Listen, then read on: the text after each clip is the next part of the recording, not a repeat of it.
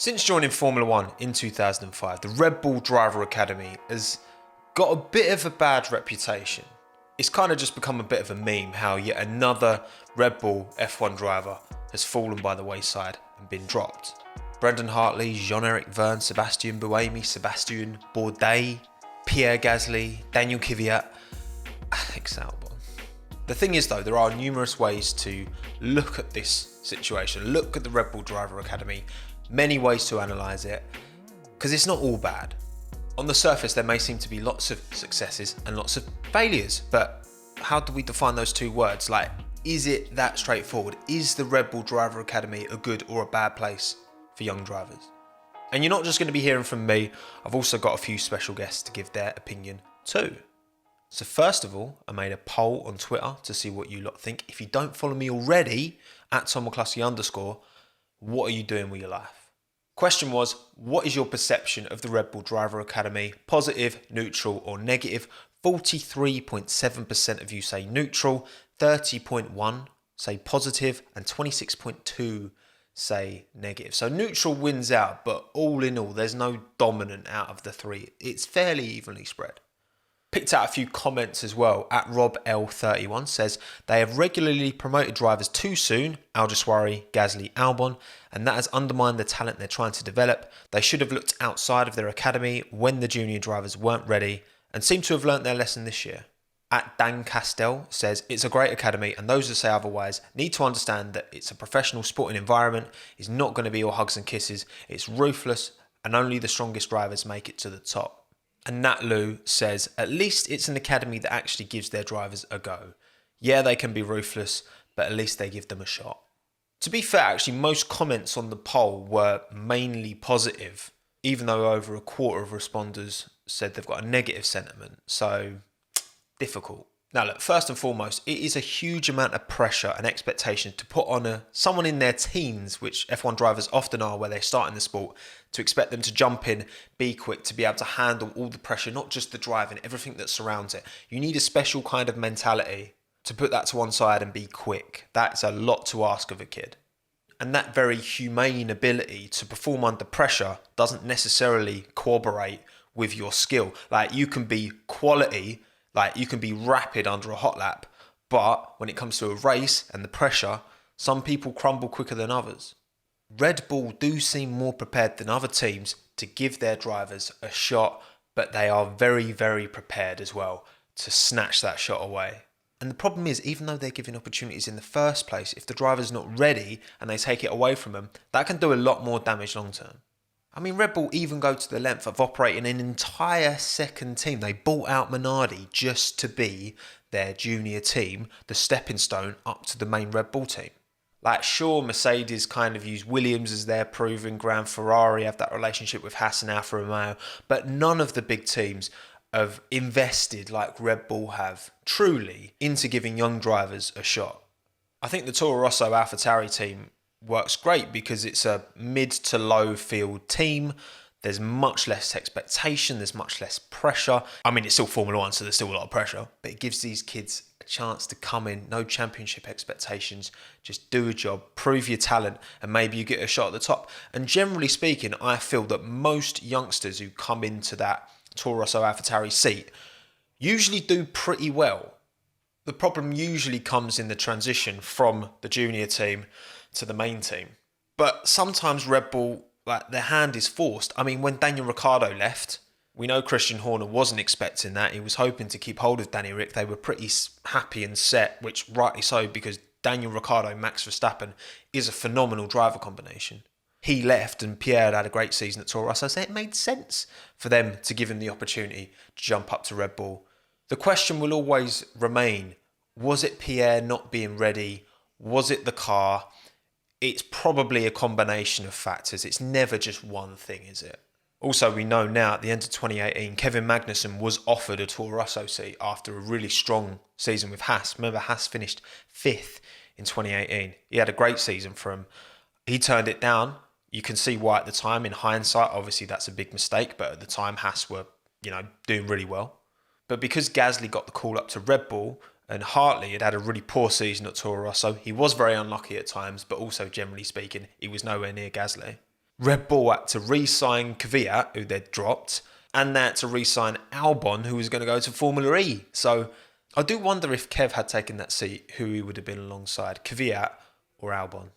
You got to say though, the talent in the wings now, Lawson, Sonoda, Vips, Daruvula, all look very, very promising. And that's the kind of unique perspective when you're at Toro Rosso AlphaTauri, is that you're always going to be looking up. Unlike in any other team, it's a stepping stone Formula One team. I know you could make that argument about other teams, but that team's actually built to be a stepping stone. That's the point of it. You're not meant to be content staying at AlphaTauri. You're meant to be, I want to be in that Red Bull seat, which obviously Pierre feels like he should be already. And I get it, because he's been quality. Because I'm not being funny, look at the current F1 grid, and Red Bull's ability to produce competent Formula One drivers compared to any other academy is unparalleled. I mean, look at Monaco last race. 5 of the top 6, the only person in the top 6 who is an ex or current Red Bull was Lando Norris. Because there's one other point that I think is the most important point, is that ultimately, if you get picked up by Red Bull as an academy prospect, the chances of you having a career in motorsport as a driver, regardless of whether it's Formula One or not, seems to be pretty good. Because so many young talented drivers aren't able to get a job in motorsport at all and just have to go and work somewhere else in a completely different industry. Jean-Eric Verne, Antonio Felix da Costa, Sebastian Buemi, all in Formula E at the moment. Brendan Hartley's had loads of success in Le Mans. Sebastian Bourdais in IndyCar. The list goes on of ex-Red Bull Academy drivers who have had good motorsport careers, professional motorsport careers. So up until this point in the video, I've just been pulling my thoughts out of thin air really and chucking them into the lens. Now is the time to get some insight and thought from a few other people, a few other content creator friends of mine. Because like we established at the start, this is a subject that very much splits opinion.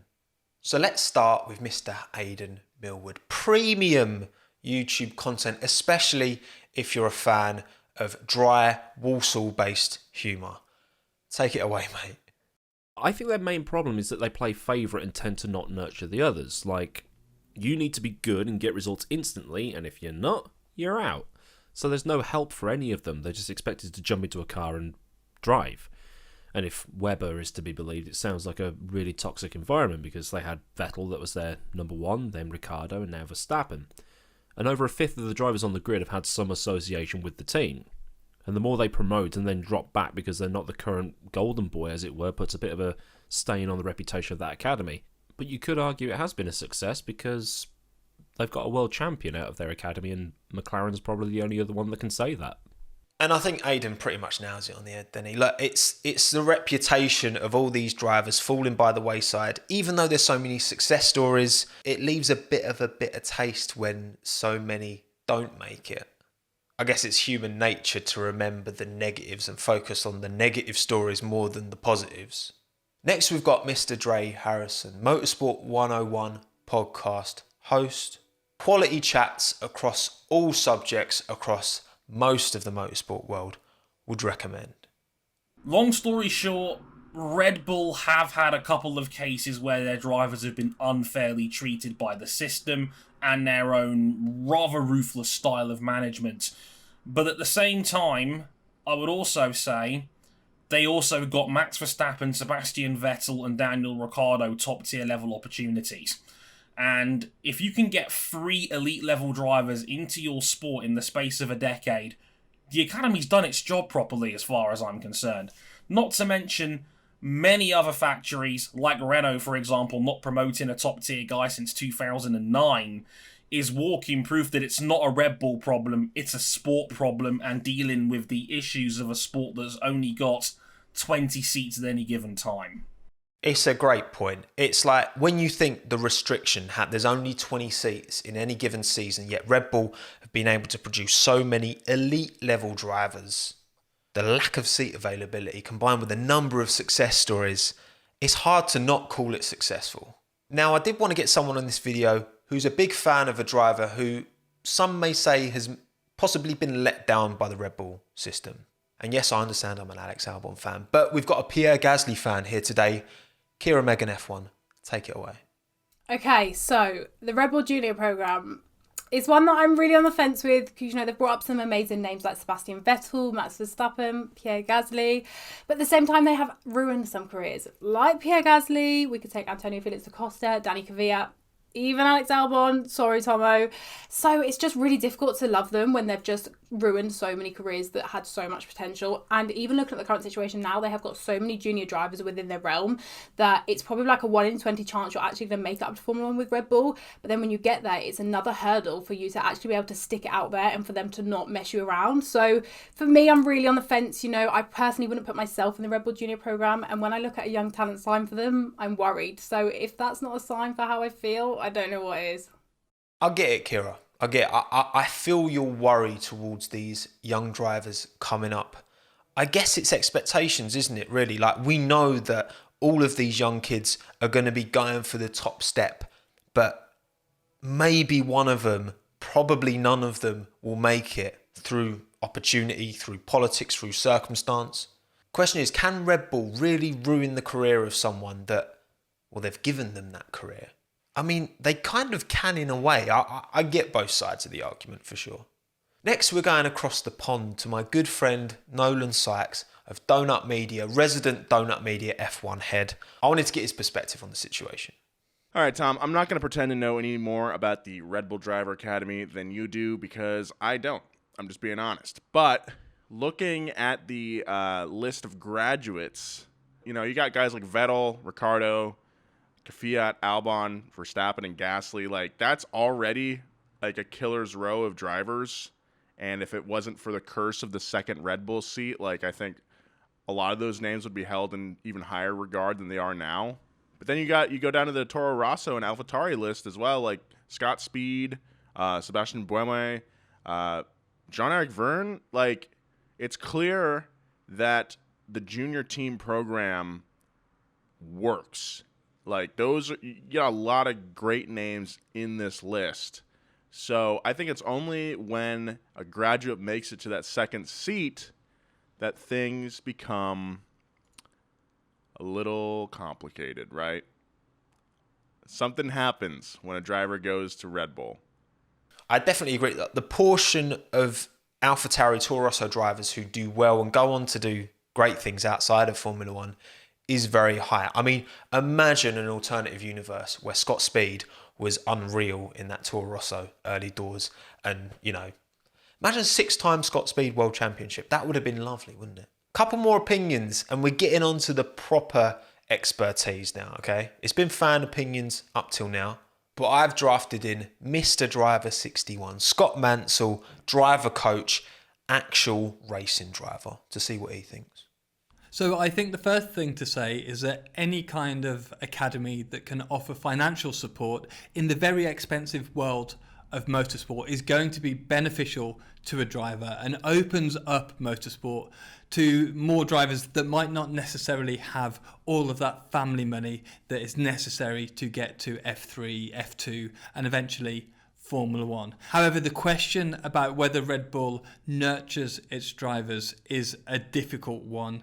I would see Red Bull as a filter rather than a driver development program. They don't seem like they coach the drivers as much as they potentially need. They don't seem like they help them with their mental approach to the sport. More often what we see is that they want the drivers to perform very quickly, and if they don't perform, they get cut. Now, this works sometimes when you've got lots of drivers, but whether or not they would be successful if they actually took a bit more time nurturing fewer drivers, well, that's a question that we don't know the answer to. But I would love to see Red Bull actually put a bit more time into their stable of young drivers. Yeah, there's two really good points Scott brings up here, innit? The finances, which we obviously know are extortionate in entry-level motor racing. If Red Bull can offer drivers the chance to race, first and foremost, they might not come from a lot of wealth, whatever, get picked up by an academy, that's huge. Again, what I'm saying about if a lot of these young drivers weren't picked up by the academy, their chances for any career driving in motorsport would be much smaller. But also, yeah, maybe we are looking at the academy all wrong. Maybe it is more of a, like you said, a filter rather than a a school. It's not about taking these drivers and improving them. It's just about plucking the ones who they think are the best. That would make sense as to why they just seem to throw them by the wayside so easily, you know? And finally, we have the biggest expertise of all, because everyone who's spoken, including myself, we're all just looking at it from the outside in. We can never know what goes on behind closed doors. But now we've got the perspective of someone who is actually there, an ex-Red Bull Academy driver. Take it away, Callan O'Keefe, Red Bull Academy member, 2012 to 2013. Yeah, obviously really happy to offer some insight into the Red Bull F1 junior team from my time there from 2012 to 2013 as a German F4 and Formula BMW, and to sort of add a bit of commentary to that general debate of whether or not they mistreat their drivers. Having first-hand experience of that, I think the first thing you can say is you can't really say that we're mistreated when we join the program because you know exactly what you're signing up for.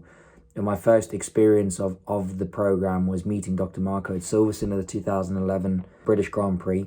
And, I sat down with him and had lunch with my dad. I was 14 at the time, and he sort of asked me, what's your goal in life? And I said, to be a multiple Formula One world champion. And he sort of stared away and went, good, if you had said anything else, I would have ended the meeting there. So that kind of shows you where your levels are, what you're looking at. And then I went and did a shootout in Estoril.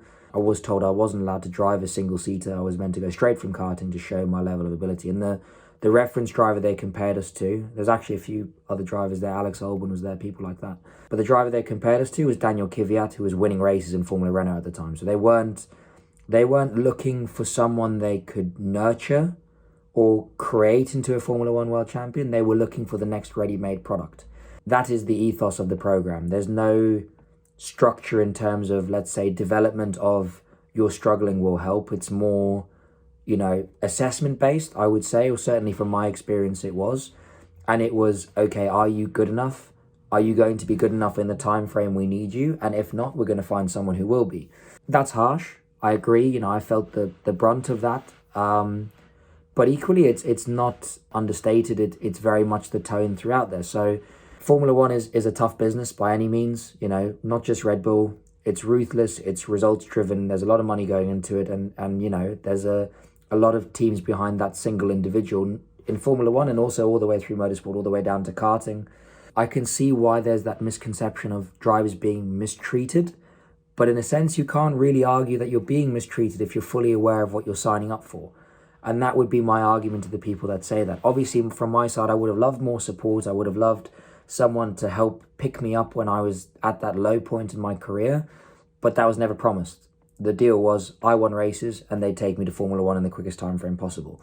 Drivers aren't mistreated. They treat you, well in that sense. It's not really a driver development program. It's a talent finder, and it's to find world champions who are ready at that given moment in the quickest time frame possible. There you go. I mean, he's summed up everything perfectly. It's not a talent producer, it's a talent spotter. Red Bull doesn't look for potential drivers that need to be coached, need to be given a lot of time. They just want the top, the different gravy, the best gear. And by the sounds of it, that's made pretty clear throughout the whole process. Look, ultimately, I think you've got to say unquestionably that the Red Bull format seems to work. When 6 out of 20 current F1 drivers are current or ex-Red Bull, numerous ex-Red Bull Academy drivers have careers in motorsport in different disciplines. Red Bull know how to find talent, but that's the thing. I think the perspective, like for me coming into this video, I had no idea that this was actually a thing, that actually it's not really an academy. Because the word academy implies that you go there when you're young and then you learn and you grow and develop and they help you learn and they help you develop all these skills, but that doesn't seem to be what it's built to do. Here's opportunities, you go out and deliver. It's pretty hands-off by the sounds of it. Have Sebastian Vettel and Max Verstappen set too high expectations of the rest of the Red Bull Academy drivers? Well, no, I don't think so. I think all of these drivers want to get to the top. Not all of them have the skill. Very, very few have that X factor, have that incredible, just God-given gift to drive cars quickly. But the only way Red Bull are going to find the next Jim Clark, Michael Schumacher, Ayrton Senna is by setting expectations very, very high of these drivers. But what I will say is it's definitely not perfect. I think that Red Bull have a responsibility to nurture and support their drivers more, both from an ethical and moral point of view, but also for their bottom line. Ethically, it's clear. Obviously, the conversation around mental health is growing all the time, which is fantastic, and it's so important. If Red Bull are giving drivers opportunities and they're not able to seize them and then getting dropped, Red Bull need to be there to help these kids out. If they're going to take away those opportunities, rightly or wrongly, they are obliged to support those drivers in every way that they can. Like we said at the start, sink or swim doesn't work with everyone. All that pressure put on such young shoulders can really do some damage if it's not kept in check.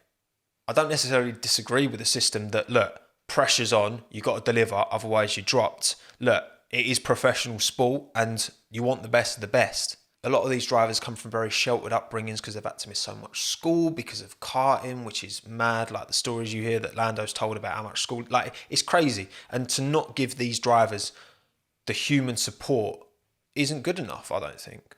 And again, from Red Bull's bottom line, you know, there's going to be countless drivers out there that take a bit longer than others to develop. Not everyone hits the ground running. Not every fantastic football player, right, who's like the best in the world, is amazing, is a teen prodigy when they're 16, 17. Some people develop later than others. And if Red Bull aren't giving that fallback and that opportunity for drivers who maybe don't make it, get dropped down, to potentially build off of that, because look, ultimately in life you learn most from your mistakes. And I'm sure in the grand scheme of things, Pierre's failed stint at Red Bull has had a lot to do with the comeback that we've seen over the last couple of years.